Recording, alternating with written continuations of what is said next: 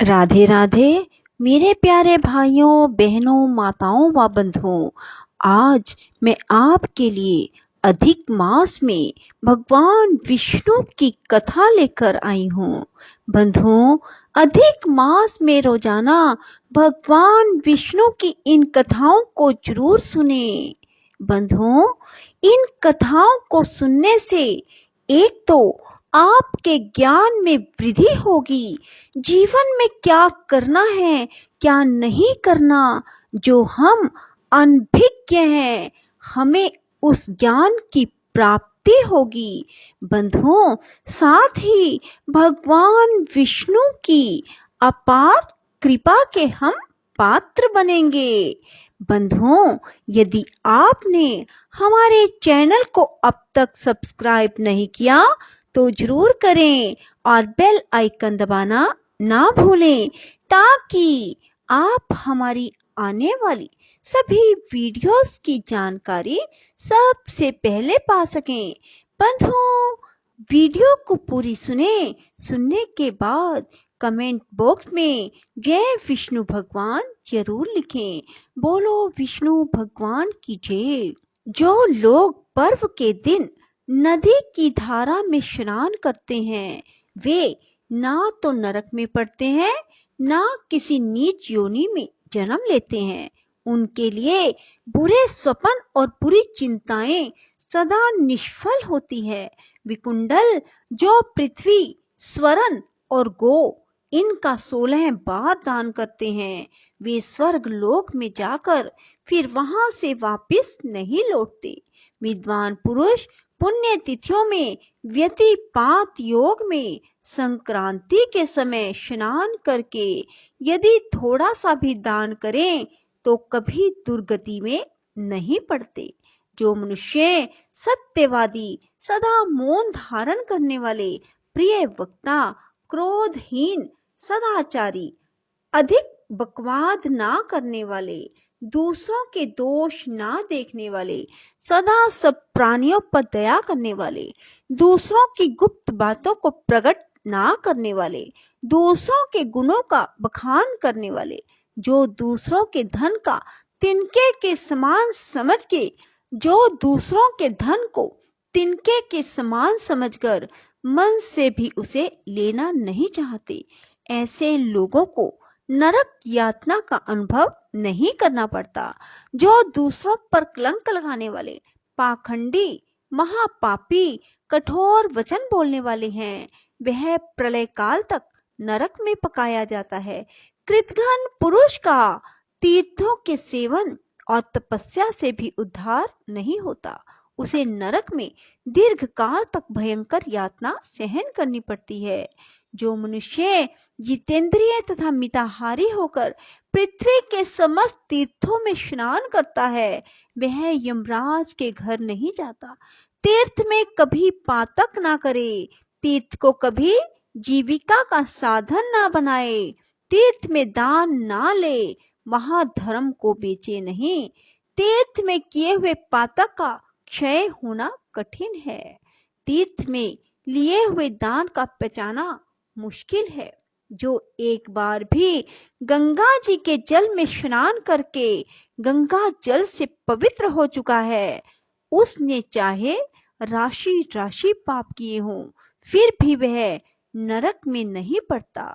हमारे सुनने में आया है कि व्रत, दान, तप, यज्ञ तथा पवित्रता के अन्य अन्य साधन गंगा की एक बूंद से अभिषिक्त हुए पुरुष की समानता नहीं कर सकते।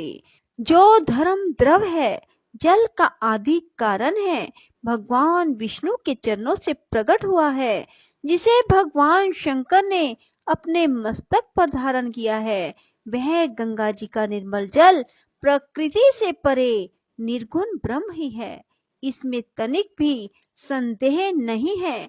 अतः ब्रह्मांड के भीतर ऐसी कौन सी वस्तु है जो गंगा जल की समानता कर सके। जो 100 योजन दूर से भी गंगा गंगा कहता है, वह मनुष्य नरक में नहीं पड़ता। फिर गंगा जी के समान कौन हो सकता है। नरक देने वाला पाप कर्म दूसरे किसी उपाय से तत्काल दग्ध नहीं हो सकता। इसलिए मनुष्यों को प्रयत्न पूर्वक गंगा जी के जल में स्नान करना चाहिए। जो ब्राह्मण दान लेने में समर्थ होकर भी उससे अलग रहता है, वह आकाश में तारा बनकर चिरकाल तक प्रकाशित होता रहता है। जो कीचड़ से गौ का उद्धार करते हैं, रोगियों की रक्षा करते हैं, गौशाला में जिनकी मृत्यु होती है, उन्हीं लोगों के लिए आकाश में स्थित तारामय लोक है। सदा प्राणायाम करने वाले द्विज यमलोक का दर्शन नहीं करते। वे पापी हों तो भी प्राणायाम से ही उनका पाप नष्ट हो जाता है। वैश्यवर यदि प्रतिदिन 16 प्राणायाम किए जाएं तो वे साक्षात ब्रह्म घाती को भी पवित्र कर देते हैं। जिन जिन तपों का अनुष्ठान किया गया है, जो जो व्रत और नियम कहे गए हैं, वे तथा 1 सहस्त्र गोदान, ये सब एक साथ हों तो भी प्राणायाम अकेला ही इनकी समानता करता है। जो मनुष्य 100 से अधिक वर्षों तक प्रति मास कुश के अग्रभाग से एक बूंद पानी पीकर रहता है, उसकी कठोर तपस्या के बराबर केवल एक प्राणायाम है। प्राणायाम के बल से मनुष्य अपने सारे पातकों को क्षण भर में भस्म कर देता है। जो नरश्रेष्ठ पराई स्त्रियों को माता के समान समझते हैं, वे कभी यम यातना में नहीं पड़ते। जो पुरुष मन से भी पराई स्त्रियों का सेवन नहीं करता, उसने इस लोक और परलोक में समुची पृथ्वी को धारण कर रखा है। इसलिए पर स्त्री का सेवन का परित्याग करना चाहिए। पराई स्त्रियां 21 पीढ़ियों को नरक में ले जाती हैं। जो क्रोध का कारण उपस्थित होने पर भी कभी क्रोध के वशीभूत नहीं होता, उस अक्रोधी पुरुष को इस पृथ्वी पर स्वर्ग का विजेता समझना चाहिए। जो पुत्र माता पिता की देवता के समान आराधना करता है, वह कभी यमराज के घर नहीं जाता। स्त्रियां अपने शील सदाचार की रक्षा करने से इस लोक में धन्य मानी जाती हैं।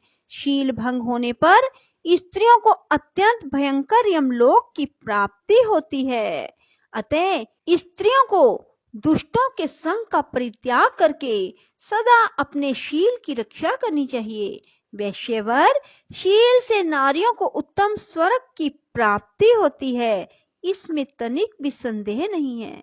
जो शास्त्र का विचार करते हैं, वेदों के अभ्यास में लगे रहते हैं, पुराण संहिता को सुनाते तथा पढ़ते हैं, समृद्धियों की व्याख्या और धर्मों का उपदेश करते हैं तथा वेदांत में जिनकी निष्ठा है, उन्होंने इस पृथ्वी को धारण कर रखा है। उपयुक्त विषयों के अभ्यास की महिमा से उन सब के पाप नष्ट हो जाते हैं। वे ब्रह्मलोक को जाते हैं, जहाँ मोह का नाम भी नहीं। जो अनजान मनुष्य को वेद शास्त्र का ज्ञान प्रदान करता है, उसकी वेद भी प्रशंसा करते हैं, क्योंकि वह भवबंधन को नष्ट करने वाला है। वैष्णव पुरुष यमलोक वहां के भयंकर प्राणियों का कदापि दर्शन नहीं करते। यह बात मैंने बिल्कुल सच सच बताई है। यमुना के भाई यमराज हम लोगों से सदा ही और बारंबार कहा करते हैं कि तुम लोग वैष्णवों को छोड़ देना, ये मेरे अधिकार में नहीं है। जो प्राणी प्रसंगवश एक बार भी भगवान केशव का स्मरण कर लेते हैं, उनकी समस्त पाप राशि नष्ट हो जाती है। वे श्री विष्णु के परम पद को प्राप्त होते हैं। दुराचारी, पापी, सदाचारी कैसा भी क्यों ना हो, जो मनुष्य भगवान विष्णु का भजन करता है, उसे तुम लोग सदा दूर से ही त्याग देना। जिनके घर में वैष्णव भोजन करता हो, जिन्हें वैष्णवों का संग प्राप्त हो, वे भी तुम्हारे लिए त्याग देने योग्य हैं, क्योंकि वैष्णवों के संग से उनके पाप नष्ट हो जाते हैं। पापिष्ट मनुष्यों को नरक समुद्र में पार ले जाने के लिए भगवान विष्णु की भक्ति के सिवा दूसरा कोई उपाय नहीं। वैष्णव पुरुष चारों वर्णों से बाहर का हो तो भी वह तीनों लोकों को पवित्र कर देता है।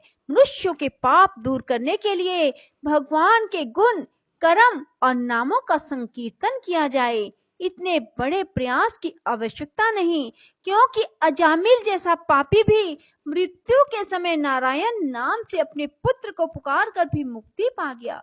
जिस समय मनुष्य प्रसन्नता पूर्वक भगवान श्री हरि की पूजा करते हैं, उसी समय उनके मातृ कुल और पितृ कुल दोनों कुलों के पितर, जो चिरकाल से नरक में पड़े होते हैं, तत्काल स्वर्ग को चले जाते हैं।